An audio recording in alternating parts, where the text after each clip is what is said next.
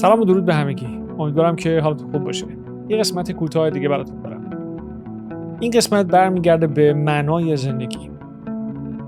شاید تا همین 2-3 سال پیش اصلاً بهش اهمیت نمیدادم. درکی نداشتم مثلا یعنی چی؟ زندگی داریم میکنیم دیگه. معناش چیه؟ اما قاعدتاً تغییر کرد. به مرور زمان این طرز تفکر تغییر کرد. و بهتون میگم که به چی رسیدم. اما قبلش باید اینو بدونیم که دیدگاه‌های مختلفی هست برای اینکه ما روی این کره خاکی چیکار میکنیم. آیا خدایی هست، آخرتی هست؟ بعضی میگن هست، بعضی میگن نیست.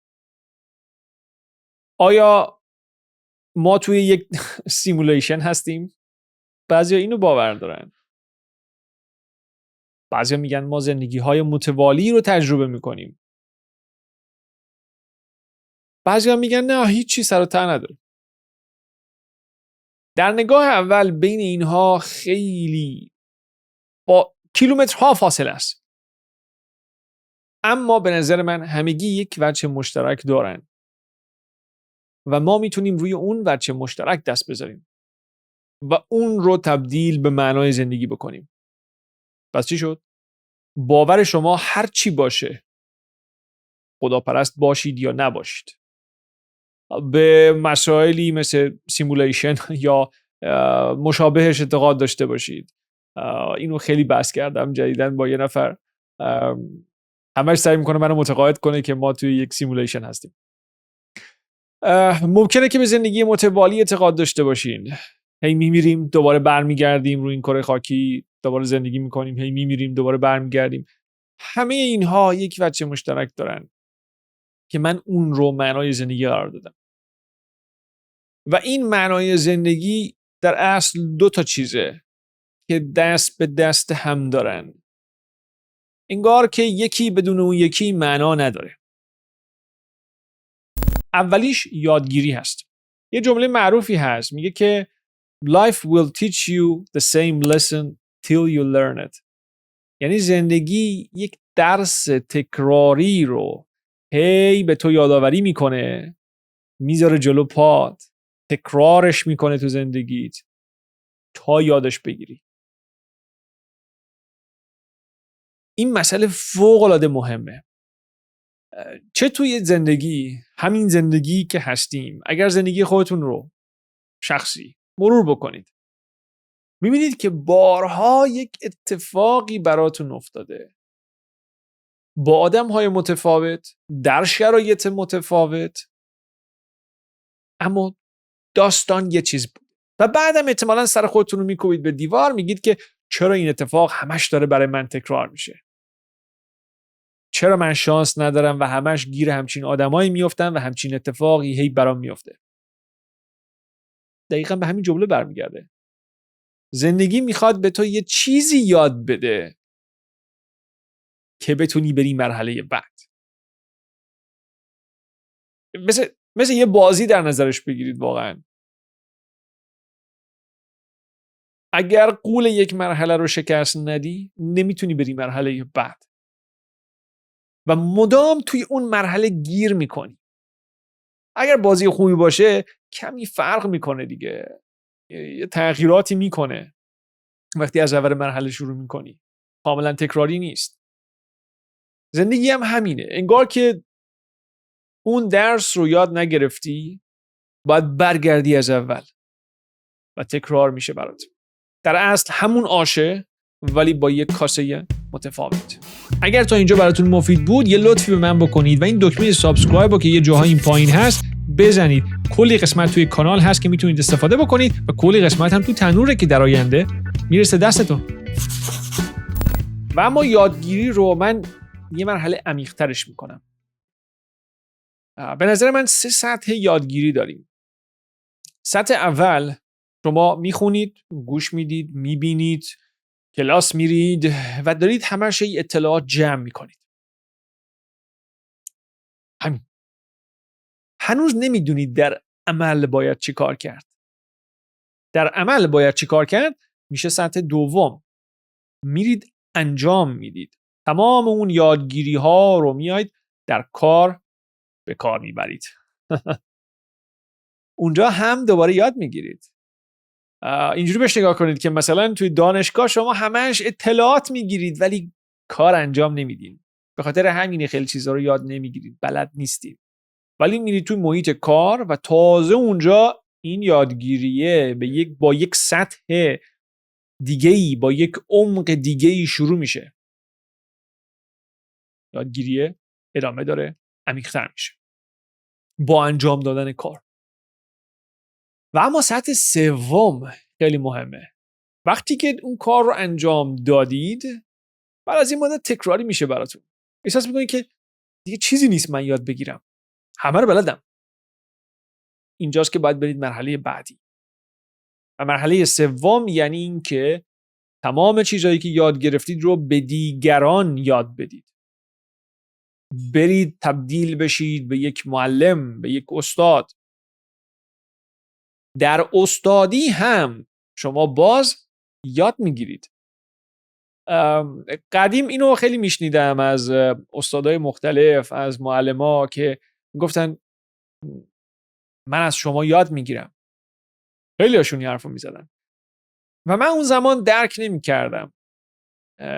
فکر میکردم که دارن هندونه مثلا زیر بغل ما میذارن. حقیقتش بگم.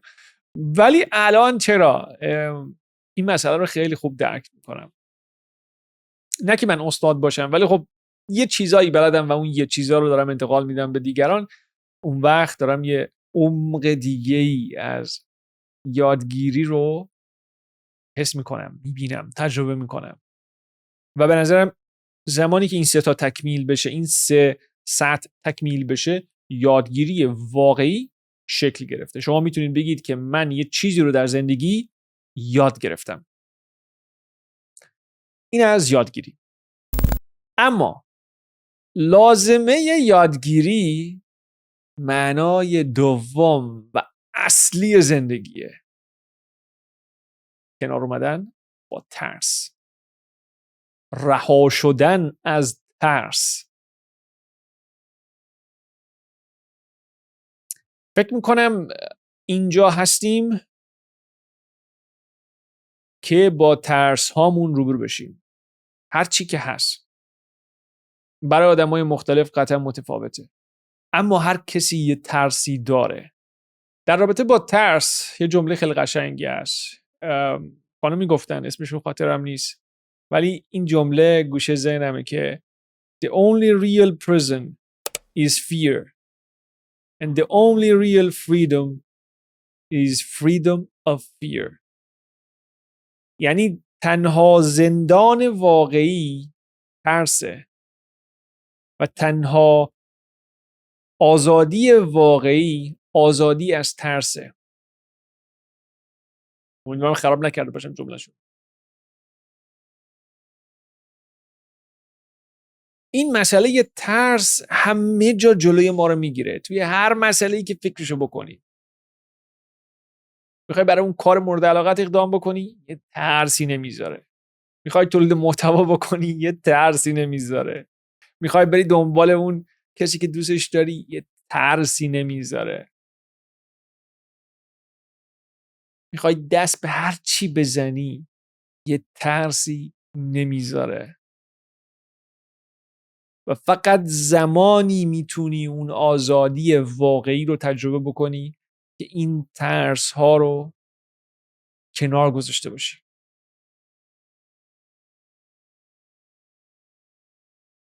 مأموریت ما در این زندگی کنار گذاشتن همین ترس هاست. در رابطه با همین ترس یه سر بریم شرق و ژاپن. سامورایی‌ها یه چیز جالبی دارن، یه حرکت جالبی دارن.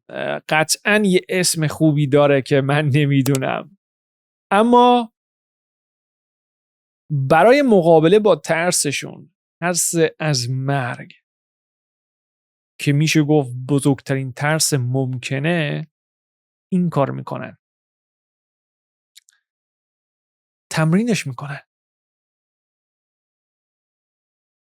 میرن توی مرگ، میرن در لحظه‌ای که دارن میمیرن. با تمام وجود مرگ رو تجربه میکنن. دردش رو، از درد فیزیکی رو بگیرید تا درد روحیش، تا درد این که دارید جدا میشید از عزیزانتون،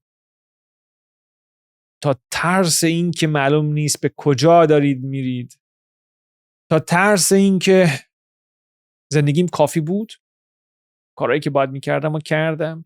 به تمام اینها فکر میکنن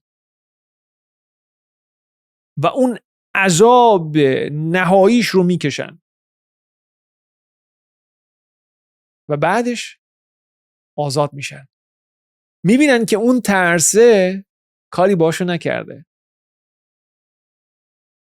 و در نهایت اون آزادی رو تجربه میکنن، اون شجاعته رو شاید تجربه میکنن، دیگه از مرگ نمیترسن. انگار که مرگ رو تجربه کردن، پس دیگه نمیترسن. چون ترس در اصل یک محدودیت وحشتناکی رو روی ذهن ما میذاره.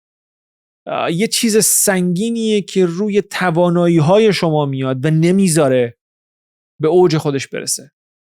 اگر اینو بردارید، این ترس رو بردارید، دیگه محدودیتی نیست. Unlimited. بدون محدودیت. بازم تو همون شرق، حالا کمی کمتر شرق، میتونیم به مرتضی نگاه بکنیم.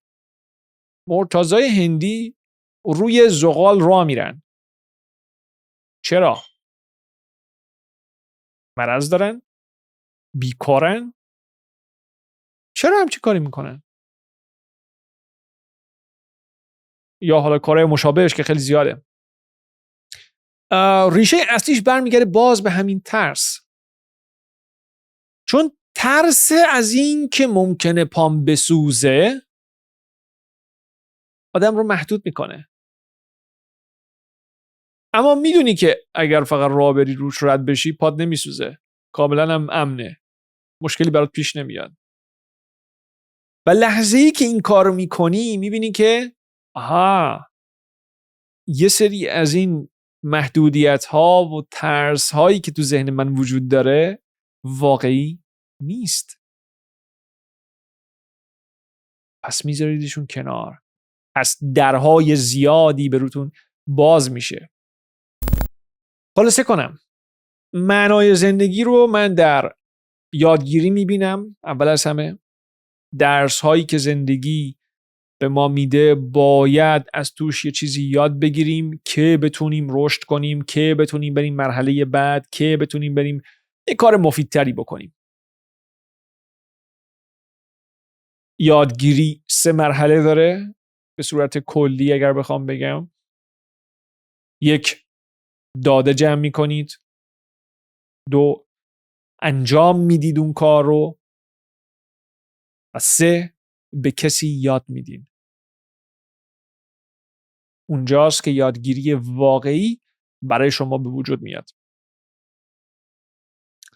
و معنای دیگه زندگی که در کنار این یادگیریه، به خاطر اینکه هر مرحله که شما میخواین چیزی یاد بگیرین، انجامش بدین، به کسی یادش بدین، همش ترس داره. کنار اومدن با ترس، تیک زدن ترس های زندگی و حل کردن اینها. حل که نمیشه گفت، کنار گذاشتنشون. تجربه کنید که اون ترس هرچند ممکنه واقعی باشه، حتی زمانی که واقعیه، نباید شما رو محدود کنه.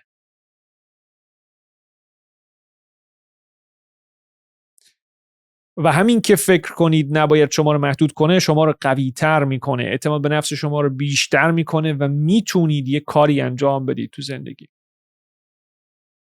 این دوتا رو اگر سر لوحه زندگی قرار بدین، قطعا میتونید کارهای مفیدی بکنید.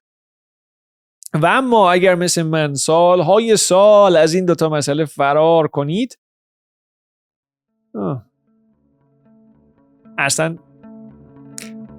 اصلا اتفاقات خوبی نمیفته. از این دوتا فرار نکنید. امیدوارم این قسمت براتون مفید بوده باشه. اگر بود، با کسی که فکر میکنید به کارش میاد به اشتراک بذارید. مطمئنم الان یه نفر گوشه ذهنتون اومده، کسی که همین شرایط رو داره تجربه میکنه، براش بفرستید. دیگه همین. موفق باشید. تا بعد.